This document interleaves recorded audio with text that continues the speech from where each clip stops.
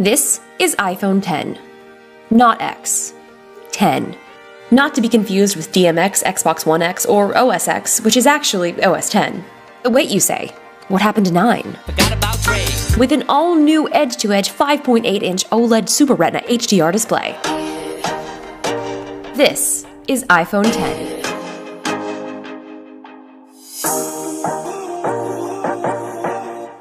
It's 10 because it's the 10th anniversary of the first iPhone. Today, Apple is going to reinvent the phone. 10 years ago, Steve Jobs introduced the first iPhone on stage at Macworld 2007, and I was there. I am standing right in front of the iPhone. It'll be spinning around shortly, and you'll be able to see the front of it. I saw it in person inside the spinning glass display, and little did I know at the time that this phone would change my life. Not just mine. Everyone's. This was the start of creating simplified apps, social networking, and laying the groundwork for new forms of communicating like iMessage and FaceTime. It put the world and our friends in the palm of our hand. Like usual, in typical Apple fashion, they may not have been the first to make a smartphone, but they revolutionized, simplified, and made it desirable and mainstream. I can promise you that I will never be the first person in line for any sort of Apple event. There's no way. Like, this is it. Like, we're here. We're first in line. This year was special. Apple announced the new iPhone 10 at the Steve Jobs Theater at their new Apple Park campus. This was the first event that they had ever held there, and it was a beautiful reminder of what Steve Jobs started 10 years ago with the first original iPhone. And it was only fitting that Steve should open his theater. I remember a time back in my day when you couldn't even copy and paste on the first iOS. Started from the bottom, now we're here. What is that? What apps you got there? That's nice. You got your Wi-Fi on? So what's new with iPhone 10, you ask? It's got Face ID. Instead of using Touch ID, because there's no longer a home button on the iPhone 10, you use your face to unlock your phone. Now, hopefully you weren't too attached to that Touch ID because your face is now the replacement. Open the other one! Open the other one! You gotta do that and swipe up! You're not gonna be able to. With the full front edge-to-edge OLED screen, sacrifices had to be made. It's actually quite shocking how fast Face ID works. It just works. It's hard to explain. It just works. Setup is super simple. You just roll your face around following the on-screen directions, and there you go. This is all made possible with the new TrueDepth camera. It projects and analyzes more than 30,000 invisible dots on your face to create a very, very, very precise map. Your face is now registered for logging in and face paying. Yes, face pay. Just double-click the side button, and just as you would with Touch ID, Apple Pay pops up, and I just bought a cheese wheel that looks like a pumpkin with my face. Wow! The future is so great! Like, I just paid with my face. But what if I'm wearing a hat, or glasses, or I get old, or I get Botox? I'm not quite sure, but Apple has promised us that it will learn your face as you change, whatever that means. Privacy is obviously a huge concern for most people, and if it's not, then you should really rethink your priorities. With Face ID, there's a 1 in a million chances of a stranger unlocking your phone randomly, whereas with Touch ID, it's 1 in 50,000. Of course, if you have an identical twin, then those chances are a little bit higher. I don't have a twin, and all the twins that I know were unavailable to help me with this demo. Justine, I'd love to help you, but I'm trying to win Dancing with the Stars right now, and Jonathan, he's busy bench pressing kitchens. Here is my non-twin sister. She can't get into my phone using her face, even though people say we look alike, but I don't really see it. No, stop it! Stop it! Oh God! Okay. My eyes are open. No! Jenna, go! Now, what if she chases me around and tries to use my face to gain access into my phone even though I don't want her to? This scenario, I'm sure, will be replicated if someone refuses to unlock their phone for you. There is an extra layer of protection to avoid this from happening by turning on attention awareness. It'll only unlock your phone when you're looking at it. This will also be used in some apps so that they'll know that you're actually looking at your phone and avoid dimming the screen from inactivity. If you're still not sold on Face ID, that's okay. You can still opt to use just the good old-fashioned passcode. All this talk of Face ID and removal of the home button, Justine, how do we do things? Using the same familiar gestures in iOS will get you around your new iPhone 10 just fine.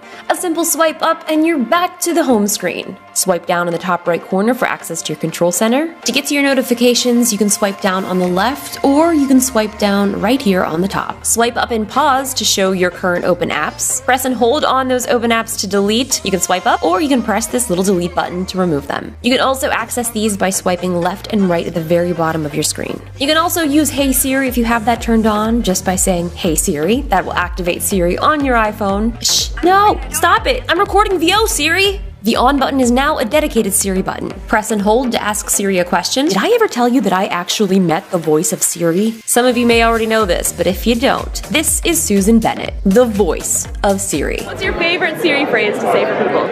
Oh, my favorite phrase is, I don't know and I don't care.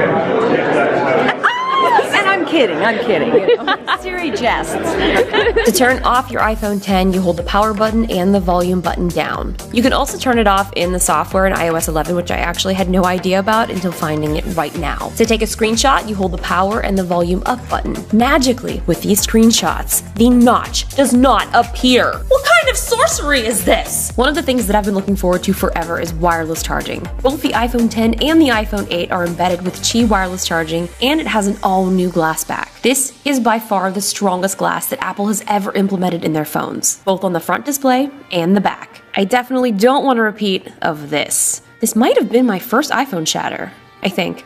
I'm not sure, I've lost track. With the AirPower out in 2018, you'll finally be able to charge all of your devices on this. This is a wireless power mat. You can charge all of your devices at the same time. And I mean, it's wireless, but like it's not. Just no wires connected to your devices. You get the point. This here is the fan favorite top notch. This thing has so much technology packed into it. An infrared camera, a flood illuminator, proximity sensor, ambient light sensor, speakers, microphones, front camera, and a dot projector. All of this for animated emojis, Face ID, and portrait mode selfies. But let's be real, selfies are a thing of the past. Animated emojis that mirror your exact expressions are why you're really dropping on the new iPhone 10. You can record up to 10-second Animoji videos and text them to your friends. Hey Jenna. Another thing that I really like about the Animojis is if you don't want to send a video, you can actually turn it into a sticker. So all I have to do is instead of hitting record, I just make an emotion, I click it, and I drag and drop, just like you would do an iMessage sticker. Much like the portrait mode that you may be familiar with, you can now use the front-facing camera with new portrait lighting modes. Natural light, studio light, contour light, stage light, and stage light mono. I'm not really sure if this is considered hashtag no filter, but come on. We all know those hashtag no filter photos have been retouched and edited, color corrected, face tuned, face blurred beyond recognition. But hey, I didn't add a filter, right?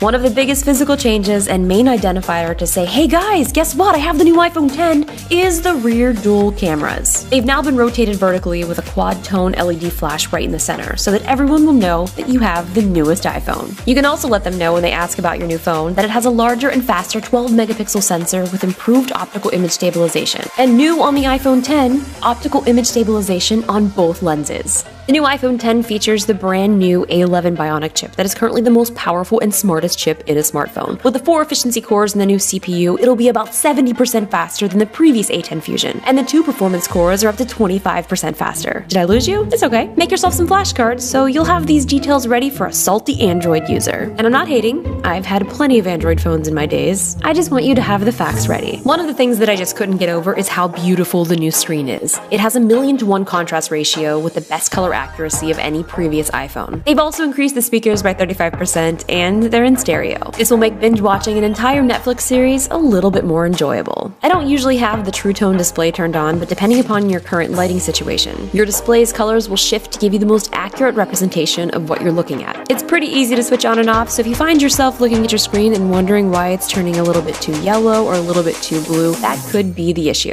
Another of the things that I'm loving so much about this new phone is the video options. Now with the iPhone 8 and the iPhone 10, you can shoot 4K 60 frames a second and up to 240 frames a second at 1080p. So what that means for most people is that you're probably going to eat up a ton of storage really quick. But what that means for making cool, high-quality videos, you can do that right from your iPhone. And if you're new to my channel, welcome. I'm a sucker for slow-mo. With the new optical image stabilization, you'll see a noticeable difference in low-light photos. New in iOS 11, you can loop, bounce, and create long exposure shots from your live photos. Also with the back vertical cameras, this placement is so much better aligned for depth sensing, which means increased spatial awareness for augmented reality. I haven't got a chance to spend much time with any AR apps, but the few that I have tried are a lot of fun. With all of these new integrations in the latest iPhone 10 and the iPhone 8, I'm really looking forward to seeing what developers are working on with ARKit. So that's the new iPhone 10. It comes in space gray and silver with storage options of why even bother 64 gigs. And oh my gosh, I shoot a lot of 4K video and photos of my dog, 256 gigs. Leave me some comments below and let me know what your favorite iPhone 10 feature is. Thank you guys so much for watching. I will see you in my next video. Thank you guys so much for watching. I hope you enjoyed this video. I had so much fun making it for you. If you liked it, make sure you hit like and don't forget to subscribe. Wink.